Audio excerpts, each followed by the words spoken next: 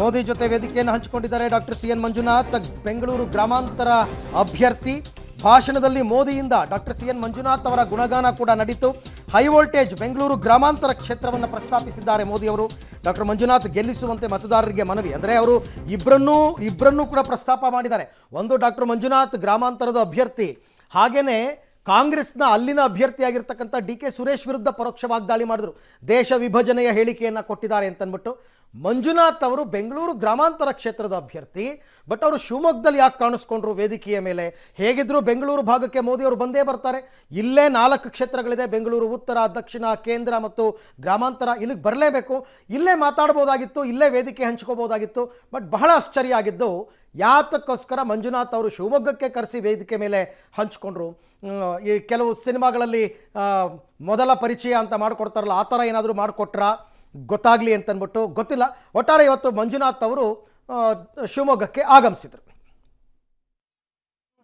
Chikmagalur seat पर श्री कोटा श्रीनिवास, दक्षिण कंडरा seat पर कैप्टन ब्रिजेश चौटा और बेंगलुरु रूरल सीट पर डॉक्टर सी एन मंजुनाथ, इनके लिए बड़ी संख्या में वोट डालने हैं.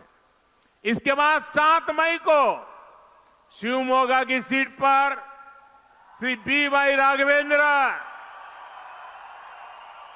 और दावणगेरे में श्रीमती गायत्री सिद्धेश्वर को भारी मतों से विजयी बनाना है.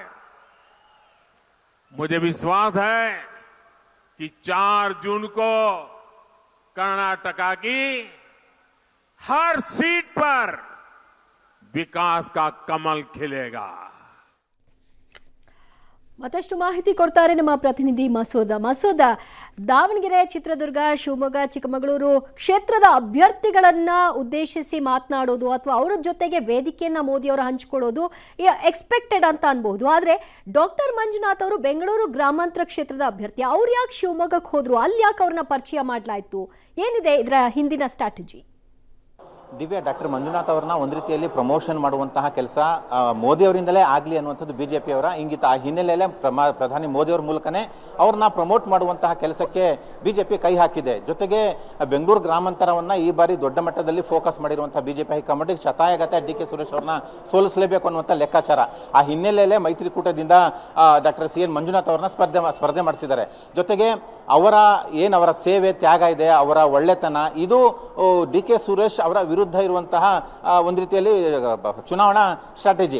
ಆ ಹಿನ್ನೆಲೆಯಲ್ಲಿ ಅದನ್ನ ಪ್ರಮೋಟ್ ಮಾಡುವಂಥದ್ದು. ಜೊತೆಗೆ ಇನ್ನೂ ಕೂಡ ಬೆಂಗಳೂರು ಗ್ರಾಮಾಂತರ ಭಾಗದಲ್ಲಿ ಇನ್ನೂ ಕೂಡ ದೊಡ್ಡ ಮಟ್ಟದಲ್ಲಿ ಬಿಜೆಪಿಯಿಂದ ಪ್ರಚಾರ ಕಾರ್ಯ ಆರಂಭ ಆಗಿಲ್ಲ. ಪ್ರಧಾನಿ ಅವರಿಂದಲೇ ಡಾಕ್ಟರ್ ಸಿ ಎನ್ ಮಂಜುನಾಥ್ ಅವರ ಹೆಸರನ್ನ ಮುಂಚೂಣಿಗೆ ತರಬೇಕು, ಜೊತೆಗೆ ಅವರ ಪ್ರಮೋಟ್ ಮಾಡಬೇಕು ಅನ್ನುವಂಥ ಒಂದು ಲೆಕ್ಕಾಚಾರ. ಜೊತೆಗೆ ಡಿ ಕೆ ಸುರೇಶ್ ಅವರ ಇನ್ನು ಅವರ ದೇಶ ವಿಭಜನೆ ಹೇಳಿಕೆಯನ್ನು ಕೂಡ ಅದೇ ಸಂದರ್ಭದಲ್ಲಿ ಪ್ರಧಾನಿ ಮೋದಿ ಅವರು ಹೈಲೈಟ್ ಮಾಡಿ ಹೇಳಿದ್ರು, ಅದು ಕೂಡ ತಪ್ಪು ಅಂತ. ಅಂದ್ರೆ ಎಲ್ಲೋ ಒಂದು ರೀತಿಯಲ್ಲಿ ಡಿ ಕೆ ಸುರೇಶ್ ಅವರು ಇಷ್ಟು ವರ್ಷಗಳ ಕಾಲ ಅಲ್ಲಿ ಗೆದ್ಕೊಂಡು ಬಂದು ಲೂಟಿ ಮಾಡ್ತಾ ಇದ್ದಾರೆ, ಆದ್ರೆ ಸಮರ್ಥ ಅಭ್ಯರ್ಥಿ ನಾವು ನಿಲ್ಲಿಸಿದೀವಿ ಈ ಬಾರಿ ಅನ್ನುವಂತ ಒಂದು ಸಂದೇಶವನ್ನ ಜನತೆಗೆ ಕೊಡಬೇಕಾಗಿತ್ತು. ಅದು ಪ್ರಧಾನಿ ಮೋದಿ ಅವರಿಂದಲೇ ಆ ಒಂದು ಸಂದೇಶ ಹೋಗ್ಲಿ ಅನ್ನುವಂಥ ಲೆಕ್ಕಾಚಾರ ಇಟ್ಕೊಂಡು ಬಿಜೆಪಿ ಒಂದು ಕೆಲಸ ಮಾಡಿಸಿರುವಂತದ್ದು. ಆ ಹಿನ್ನೆಲೆಯಲ್ಲೇ ತಮ್ಮ ಜೊತೆಗೆ ವೇದಿಕೆಯಲ್ಲಿ ಕೂರಿಸಿಕೊಂಡು ಡಾಕ್ಟರ್ ಸಿ ಎನ್ ಮಂಜುನಾಥ್ ಅವರ ಪರವಾಗಿ ಮೋದಿ ಅವರೇ ಪ್ರಮೋಟ್ ಮಾಡಿರುವಂತದ್ದು. ಥ್ಯಾಂಕ್ ಯು ಮಸೂದ್, ತಮ್ಮ ಎಲ್ಲ ಮಾಹಿತಿಗಾಗಿ ಧನ್ಯವಾದ.